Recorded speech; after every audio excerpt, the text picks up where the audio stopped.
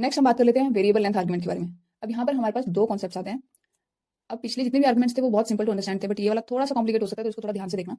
हम यहाँ पर नॉन कीवर्ड्स के लिए सिंगल एस्ट्रिक का यूज़ करते हैं और हम कीवर्ड्स के लिए डबल एस्ट्रिक का यूज़ करते हैं। साथ में हमारा कुछ भी नाम हो सकता है आर्गुमेंट का, लेकिन यहाँ पर सिंगल और डबल का हम यूज़ करते हैं।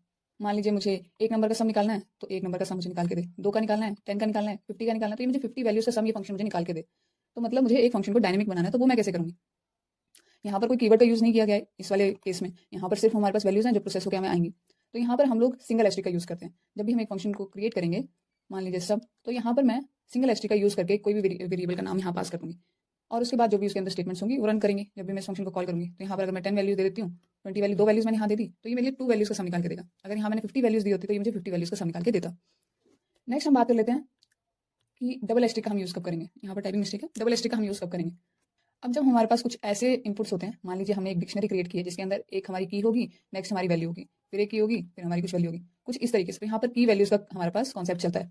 अभी तक हमने डिक्शनरीज के बारे में पढ़ा नहीं है, बट मैं थोड़ा सा बेसिक आइडिया दे रही हूँ कि यहाँ पर हमें की वैल्यू पेयर में हमारा डाटा स्टोर होता है। मतलब हर वैल्यू के साथ कुछ ना कुछ एक की होगी जो उसको पॉइंट करी होगी कि ये इस चीज़ से एसोसिएटेड है। अगर मैं यहाँ पर नेम लिखती हूँ और यहाँ पर अंजलि लिखती हूँ, तो आप समझ रहे हैं कि हाँ, नेम के अंदर मेरा अंजलि स्टोर है। मतलब मैं नेम को कॉल करूँगी तो वो मुझे अंजलि आउटपुट देगा, कि इसका कॉन्सेप्ट आ जाता है यहाँ पर।